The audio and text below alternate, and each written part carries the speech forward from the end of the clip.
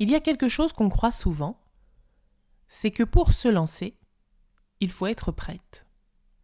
Avoir de l'expérience, avoir de la légitimité, avoir confiance en soi.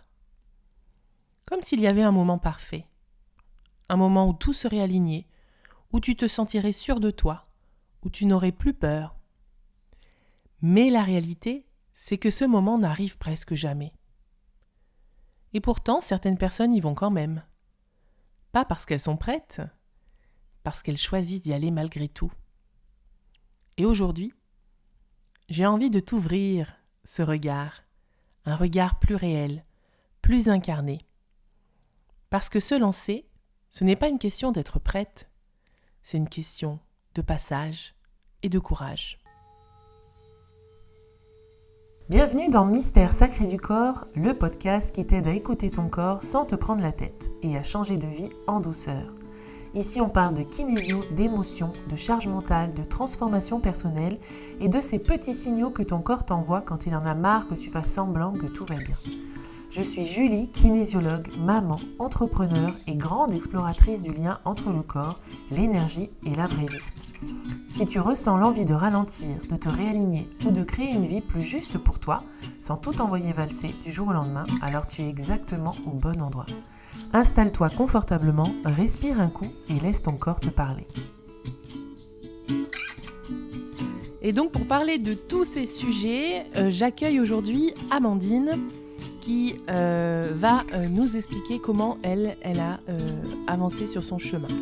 Bonjour Amandine. Bonjour Julie. Est-ce que tu peux nous raconter comment ça a commencé pour toi, ce chemin vers le développement personnel ? Alors moi j'ai un peu baigné dedans, depuis toute petite parce que, déjà dans mes familles, quand on remonte un petit peu, je sais que ma grand-mère paternelle, elle faisait un peu du shiatsu, mais on n'en parlait pas trop. Du côté de ma mère, pareil, on faisait un peu appel à des magnétiseurs, ce genre de personnes sans trop en parler non plus, mais c'était présent quand même dans la famille et quand j'ai eu 5 ans, mon père, il s'est reconverti, pour pratiquer la médecine traditionnelle chinoise. Donc pareil, j'ai grandi en l'entendant parler du yin-yang, ce genre de choses, donc j'avais un peu des notions comme ça. Et, euh, et ma mère, elle, était très adepte des méthodes alternatives pour nous accompagner, donc je sais que durant différentes périodes de ma vie, elle a beaucoup fait appel notamment à des kinésiologues pour nous aider, mon frère et moi. Donc en fait, pour moi, ça faisait un peu partie de la vie, au même titre que d'autres personnes, peut-être la médecine, ce genre de choses. Donc c'était pas tant une question. J'ai pas forcément eu un moment d'ouverture où d'un coup il y a eu un déclic, c'était plutôt intégré déjà dans ma vie depuis un moment. Et puis après, moi, c'est passé aussi par l'amour des chevaux, parce qu'à la base, je suis une grande passionnée des chevaux. Et c'est avec eux où en fait j'ai commencé à me poser des questions en me disant que j'avais envie de trouver des méthodes qui étaient douces pour eux et de les accompagner, de les comprendre différemment, ce genre de choses. Et du coup, j'ai trouvé pour mon stage de troisième une personne qui faisait du comportementalisme équin et de la communication animale.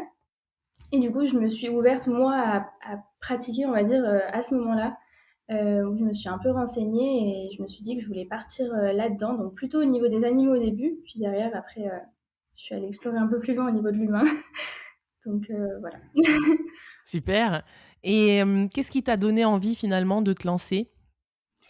Euh, alors, pour moi, ça a été un peu une évidence dans le sens où, pour moi, un métier, c'est un métier passion. Et vu qu'en fait, moi, c'est ce qui me passionnait, encore une fois, à la base, c'était surtout le cheval et je voulais partir là-dedans. Et en fait, je me suis découvert une passion pour la spiritualité, l'ésotérisme et toutes les méthodes un peu alternatives. Euh, et du coup, pour moi, c'était évident de partir là-dessus parce que c'est ce qui me plaisait. Donc, j'ai pas eu tant de questions à me poser à ce niveau-là. À ce moment-là, quand tu as décidé d'en faire ton métier, est-ce que c'était clair pour toi, le chemin, ou c'était encore flou ? Et ben, le moment où je me suis lancée, donc au début en comportementalisme équin, pour moi c'était clair parce que, enfin, comment dire, je savais que c'était ce que j'aimais, donc j'y suis allée et je me suis dit que ça irait. Puis au final, cette formation-là, elle n'a pas porté ses fruits. Et du coup, j'ai dû me retourner vers autre chose et c'est la kinésiologie que j'ai choisie. Et la kinésiologie, à la base, moi, ça me posait question parce qu'il y avait toute cette relation au corps qui était un peu compliquée pour moi. Et, euh, et j'avais l'impression que ça allait être un peu répétitif. Voilà. Et à l'inverse, j'avais l'image de l'animal où ça change tout le temps. Et en fait, c'est en m'y plongeant où je me suis rendu compte que bah, non, ça change tout autant qu'avec les animaux. Et que j'ai travaillé aussi sur l'aspect physique, le lien au corps, ce genre de choses. Donc après, j'ai envie de dire, ça s'est éclairci avec le temps. Euh, ouais. Oui. Je sais Donc pas si si je ça répond résume trop pour à ta toi, question. si je résume pour toi, ça veut dire que tu as été baigné par toutes ces, on va dire, ces techniques alternatives assez tôt. Et toi, tu as voulu aussi en faire ton métier rapidement, ou tu t'es dit, on verra ce que la vie me propose et ensuite je verrai ce que je fais. C'était quoi finalement, toi, ta démarche première? Ah non, moi c'était assez rapide. Moi, pour être honnête, depuis que je suis toute petite, même depuis la primaire, tous les étés, je demande à ma mère si je peux pas travailler, faire du pet sitting, ce genre de choses. Et bon, j'étais trop jeune, donc je ne pouvais pas. Mais j'ai toujours eu envie, moi, de travailler, de vivre ma propre vie. Et je sais que j'ai été beaucoup contrainte par le système scolaire parce que bah, c'était le rythme d'une vie active, j'ai envie de dire, qui moi ne me convenait pas. J'avais envie d'être avec les animaux ou de peindre ou de faire ce qui me plaisait. Et du coup, dès que j'ai eu l'opportunité en fait de m'orienter vers autre chose, je l'ai fait et c'était évident pour moi de sortir de ce système-là pour faire ce qui me plaisait. Donc, moi, j'ai commencé à me former, j'avais 17 ans. Et j'avais déjà fait mon stage de troisième en comportementalisme équin, donc j'avais déjà ouvert un peu des portes à ce moment-là. Puis après, c'est à 17 ans où j'ai commencé à faire l'initiation au magnétisme, la communication animale. Et je me souviens, je rentrais après les cours et je faisais 1h30 de communication animale tous les soirs parce que c'était mon moment, j'étais contente de faire ça et j'étais contente de m'entraîner, de pratiquer. Voilà, donc non, c'est dès que j'ai pu, je suis sortie de ça. Ok. Et aujourd'hui, du coup, tu as ton entreprise, Oui, c'est ça. tu as ton compte. Oui. Donc tu proposes quoi, du coup, dans ton entreprise? Donc là, je suis kinésiologue et énergéticienne, donc je propose des séances de kinésiologie et d'énergétique, du nourrisson à l'adulte et pour les animaux. Euh, donc je fais aussi de la communication animale, du coup. Bah oui. Voilà. Et du coup, j'ai mon cabinet à Bron, dans le Rhône, et je propose aussi des séances à distance. Ok. Et alors, par rapport à tout ça, au début où tu t'es lancée, est-ce que tu t'es sentie légitime tout de suite? Euh, alors, j'avais beaucoup confiance dans les méthodes que j'appliquais, en me disant que dans tous les cas, je savais que ça fonctionnait parce que ça avait fonctionné sur moi, donc j'avais pas de questions. Donc ça m'a un peu portée pour avoir confiance, mais c'était plus la question de savoir si moi j'allais vraiment réussir à le faire aussi bien que les autres. Donc c'était plus cette question-là de confiance en soi. Il y avait aussi la question du positionnement qui était difficile vis-à-vis des autres dans l'accompagnement. Le fait de se positionner en accompagnante, surtout que moi, quand j'ai commencé, bah, j'avais tout juste 18 ans. Donc, j'étais encore, je me sentais encore enfant par rapport aux autres. Et des fois, j'avais des femmes face à moi qui avaient une cinquantaine d'années et je me disais, en fait, à côté, bah, j'ai rien vécu, j'ai rien fait et du coup, j'ai rien à apporter. Alors qu'en fait, je me suis rendu compte que non, du tout, j'avais moi mon expérience à moi qui m'appartient et que ça peut apporter aux autres de la même manière que elles ont vécu autre chose et elles vont en faire quelque chose de différent, mais il y a pas besoin de quantifier la qualité du parcours de chacune, quoi. Donc ça m'a un peu aidée après. Oui, et surtout que, ces femmes-là, si elles sont venues vers toi, c'est certainement qu'il y avait quelque chose en toi qui, les intéressait, ou en tout cas qui leur permettrait, d'évoluer. Oui, c'est ça. Notamment la jeunesse, l'élan, mais ça, on en avait parlé ensemble. Mm. C'est aussi cette recherche-là, quand on va consulter quelqu'un. En plus, toi, tu as quand même ton image sur les réseaux, sur ton site internet, donc on voit que tu es jeune, c'est finalement, ça qu'elles sont aussi venues chercher. Mm. Donc du coup, cette jeunesse pour toi, tu as l'impression qu'au départ, c'était un frein? Oui. Oui, oui, parce que pour moi, j'avais beaucoup l'image de la personne reconvertie, parce qu'en plus, c'est ce que mes parents étaient. Bon, mon père, il s'est reconverti, il avait, je vais pas dire de bêtises, mais il avait presque la quarantaine. Et ma mère, pareil, parce que ma mère, donc, s'est reconvertie pour être danse thérapeute. Et du coup, pour moi, il fallait avoir cette expérience de l'entreprise, avoir eu peut-être des enfants, une famille, ce genre de choses pour avoir un certain, comment dire, un certain niveau pour pouvoir ensuite accompagner des gens et comprendre, avoir traversé quelque chose. Et après, je me suis rendu compte qu'au final, moi, avec l'expérience que j'ai eue, notamment de l'école, ben, j'ai eu cette notion de contrainte aussi que je comprends à un autre niveau et du coup je peux apporter des clés aux gens sur d'autres choses que moi j'ai vécu. Tout à fait, c'est ça, surtout. C'est ça qu'il faut retenir, c'est qu'en fait, si on est dans cette démarche de vouloir aider les autres, c'est qu'on a forcément quelque chose à apporter. Peu importe l'âge, peu importe, les qualifications. Voilà. Qu'est-ce qui t'a fait le plus douter dans tes pratiques? Euh, je pense que c'est moi. C'est ma confiance en moi. Encore une fois, moi j'ai toujours eu confiance dans les méthodes parce que je suis toujours allée vers des choses et vers des formatrices que j'avais déjà eues en tant qu'accompagnante. Euh, et du coup, j'avais déjà fait l'expérimentation des méthodes et j'avais trouvé que ça fonctionnait sur moi, donc j'avais pas de doute là-dessus. Moi, c'était plutôt me dire est-ce que je vais y arriver, est-ce que je suis assez bien, est-ce que j'ai assez de capacité, ce genre de choses.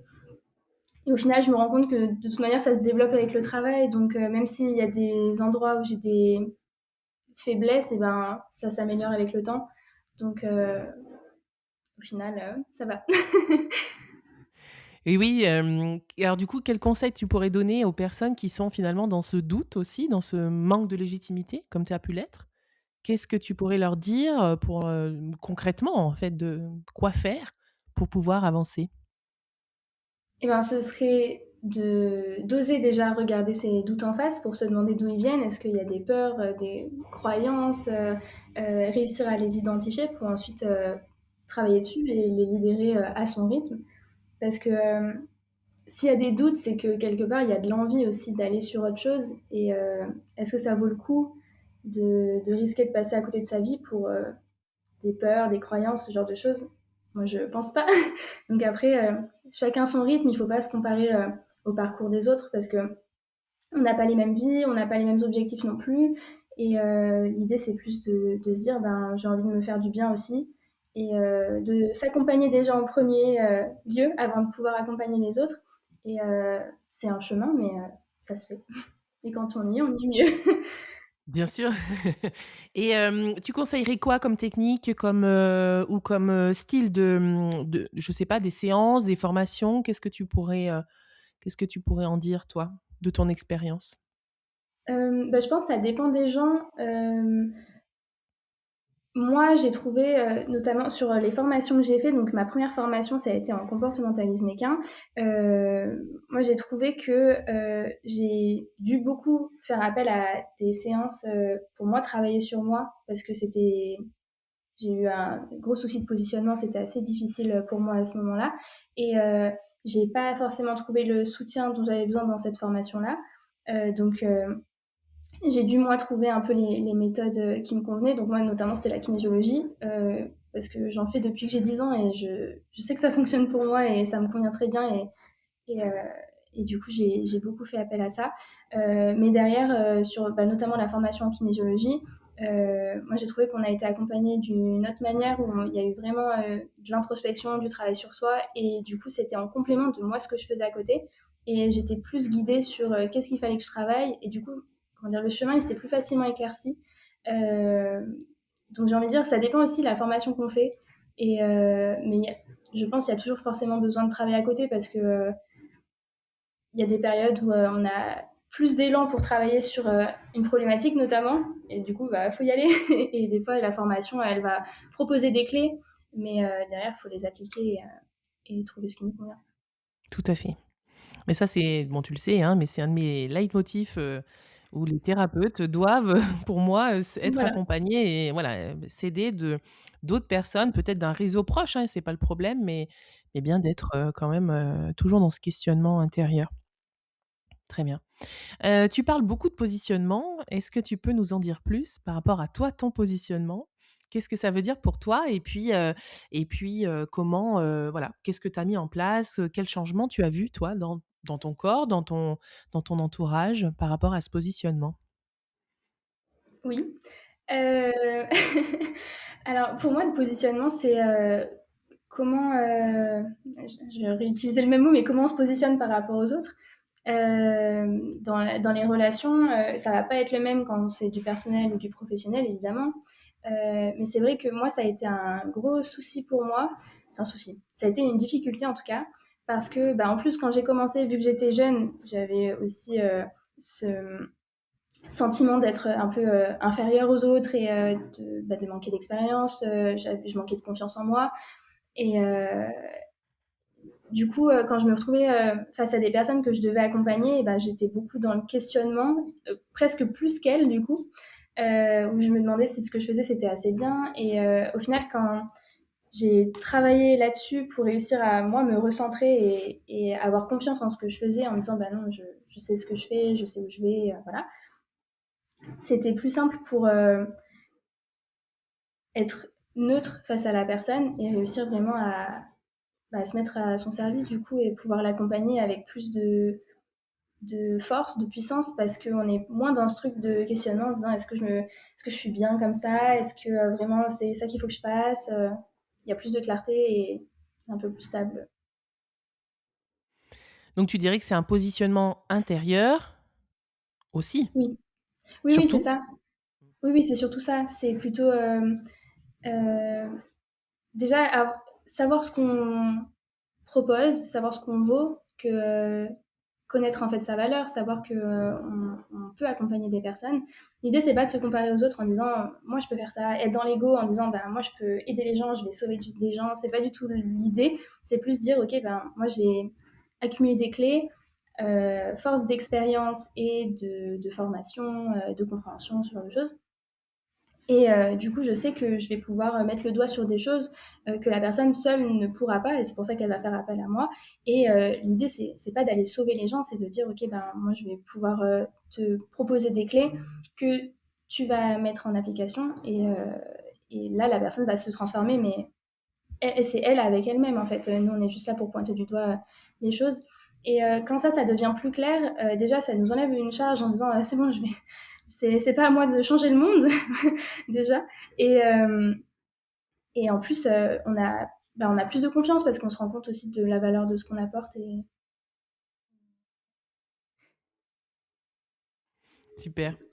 Et puisqu'on est dans un podcast où c'est mystère sacré du corps, est-ce que, tu peux nous parler justement, tu en as parlé un petit peu au début, ta relation au corps, ta relation à tes ressentis, comment ça s'est passé? Comment tu as évolué là-dessus? Notamment, bah, à travers la formation kinésio, mais voilà, dans ton cheminement, personnel. Alors, moi, quand je me suis ouverte vraiment à l'aspect spiritualité, ce genre de choses, c'était surtout au début du lycée, je dirais. Avant, je m'intéressais un peu aux méthodes, mais c'était un peu comme ça, plus pour moi m'accompagner, mais sans aller chercher plus loin. Et quand je me suis ouverte, je dirais en seconde, c'était à fond dans la spiritualité et l'ésotérisme. Et moi, je me disais, mais dans tous les cas, on peut tout faire avec l'énergie. On n'a pas besoin d'aller tatouiller dans le corps, ça sert à rien, parce que l'énergie, ça, c'est tout, donc ça marche super bien. Et c'est pas faux, mais en fait, en passant par la kinésio, j'ai pu réapprendre à me dire qu'en fait, bah, si on a un corps, c'est aussi parce que c'est utile et que des fois, on peut pas tout passer par l'énergie. Il y a besoin d'intégrer dans le corps.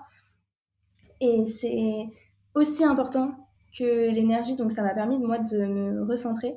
Moi, à la base, si je me suis orientée vers la kinésiologie, parce que je suis assez curieuse et que je savais que la kinésiologie, on touchait à plein de choses. Il y avait un peu des notions de médecine traditionnelle chinoise, des notions au niveau un peu psychologie émotionnelle, ce genre de choses. Et j'avais envie d'accumuler du savoir. Et je pense qu'il y avait aussi ce besoin de me rassurer en me disant, bah, si je connais plein de choses, je serais meilleure.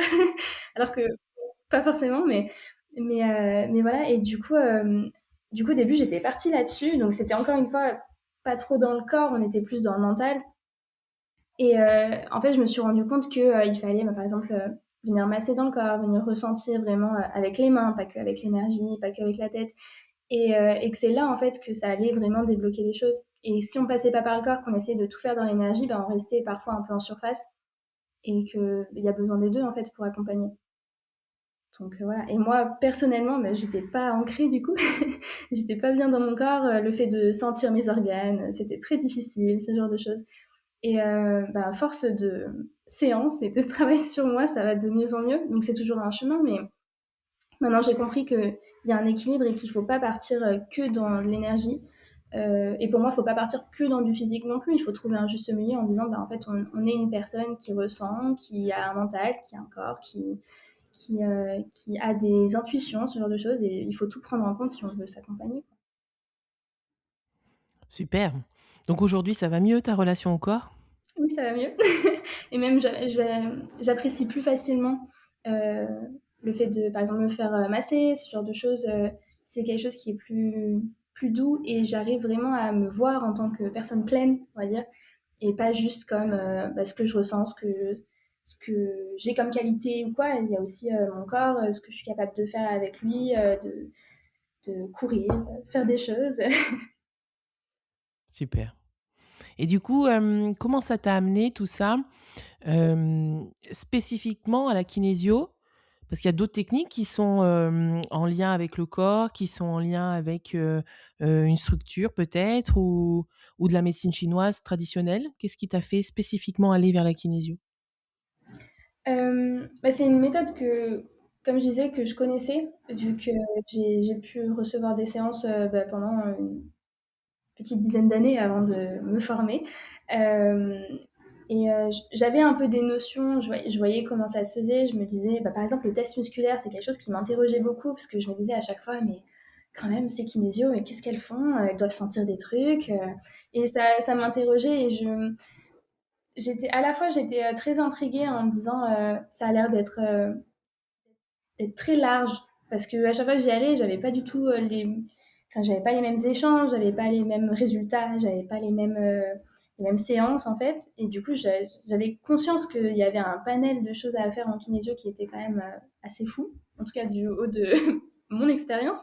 Et d'un autre côté, je me disais, oula, mais moi, pour accompagner, si je me projetais, je me disais, mais je sais pas si je vais être capable, encore une fois, face à une personne, de dire, ok, bah, on va là-dessus, on va faire ça. Alors que face à un animal, c'est plus facile pour moi parce que je me disais, l'animal, il y a plus de souplesse.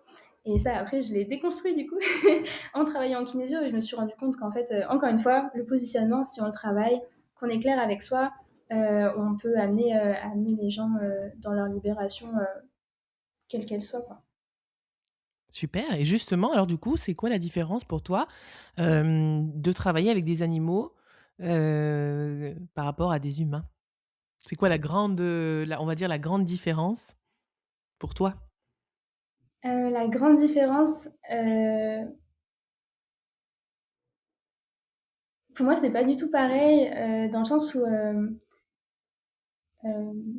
un humain, déjà, il va y avoir le mental, donc on part plus facilement un peu dans tous les sens. Euh, comment dire? Bah, déjà, il y a plus de choses à travailler, je trouve. Et, euh, ouais, alors qu'avec un animal, ça va être plus doux et je trouve qu'on tire des enseignements qui sont différents d'avec les séances avec les humains. Je trouve que l'animal, il y a quand même, comment dire, il va lui aussi nous apporter quelque chose. L'humain, ça va plus être dans le sens de l'expérience, des compréhensions, ce genre de choses, mais l'animal, il y a vraiment un enseignement derrière, je trouve, qui va être différent de celui de l'humain. Parce que bah, c'est pas freiné par le mental, justement, et du coup, dans les échanges, c'est différent. Très bien. Et là, aujourd'hui, tu fais plus d'humains, plus animaux? C'est équilibré? Et non, je fais plus d'humains. Je fais un peu des animaux, mais c'est plus par période. Et souvent, souvent, ce qui se passe, c'est que je vais avoir l'animal et derrière, j'ai l'humain. Et les personnes peut-être testent un peu avec l'animal, voir si ça leur convient et après, ils viennent pour elles. Et souvent, c'est en travaillant avec les deux aussi qu'on voit qu'il y a le plus de changements parce que c'est souvent que l'animal, du coup, a des messages pour son humain et que du coup, on va pouvoir aller ensuite l'explorer ensemble. Donc, Oui, oui, c'est très complémentaire. ouais. Mais disons que j'imagine, est-ce que les animaux qui sont à notre contact, finalement, sont pas impactés par nous? Ah bah si, oui, carrément, carrément. Oui, oui, il y a même un livre que j'avais lu, passé un temps, heu, il s'appelle «La maladie de mon animal a-t-elle un sens?» Alors j'ai plus l'auteur Oui. en tête et j'avais Mmh. trouvé ça intéressant parce que, c'est un vétérinaire holistique, qui expliquait heu, que en fait, la maladie, de l'animal, était souvent en lien avec, celle de l'humain, qui était ou pas déclarée et du coup, en faisant ce lien-là, on arrivait plus facilement à libérer l'animal et à libérer l'humain, parce que du coup, c'était plus visible. Encore une fois, ça passait pas par le filtre du mental, du coup, on arrivait plus facilement à identifier, où était le problème pour l'animal et en fait, ça se répercutait sur l'humain donc c'était intéressant. Mmh. Oui, complètement.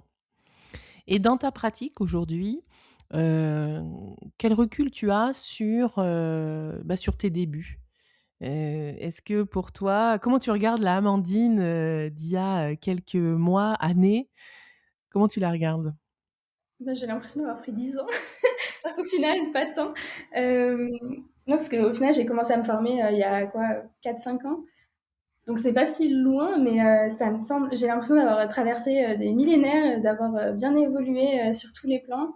Donc j'ai beaucoup de tendresse, je dirais, envers la moi d'avant parce que je je me revois encore galérer, sur des trucs, notamment moi, c'était beaucoup, en comportementalisme équin, quand j'accompagnais le cheval et la personne, le fait de rien que me positionner dans le physique, me dire où est-ce que je me place par rapport à la personne, par rapport au cheval, ça c'était très difficile. Alors que à l'heure d'aujourd'hui, je sais que j'ai plus de facilité, c'est plus naturel quoi.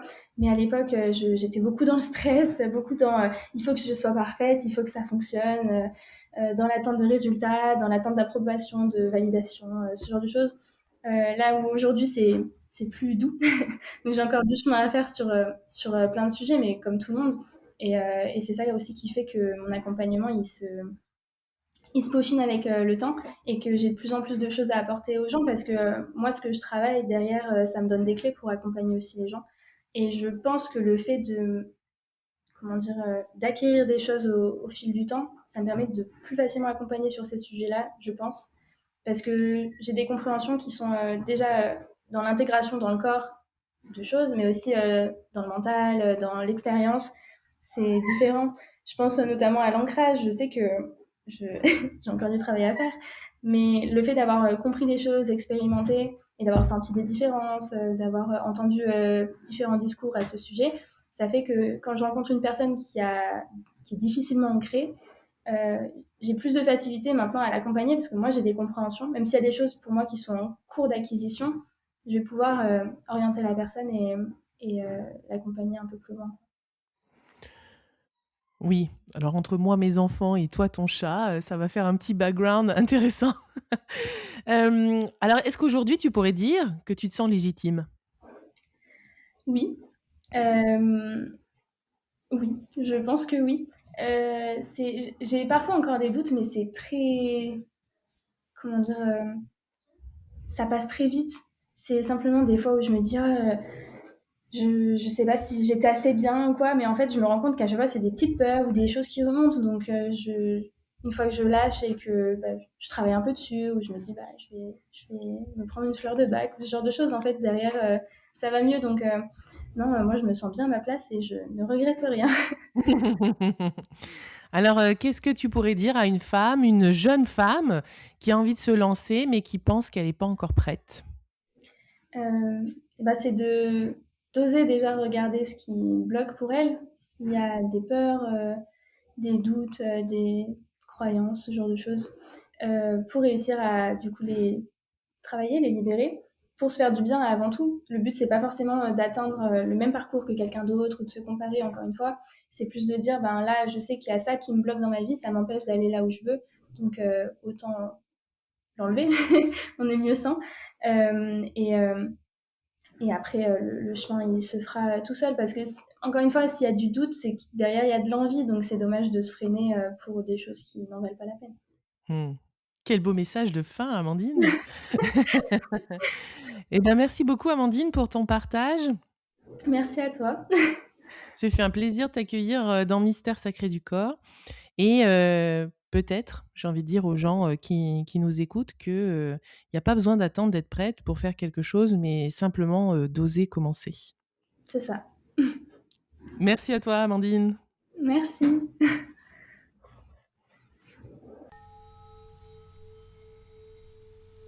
Si cet épisode t'a parlé, prends un instant pour sentir ce que ton corps en retient.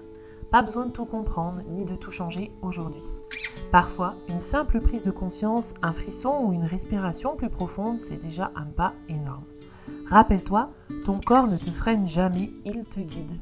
Et le changement de vie ne commence pas par une décision radicale, mais par une écoute plus honnête de ce qui se passe à l'intérieur.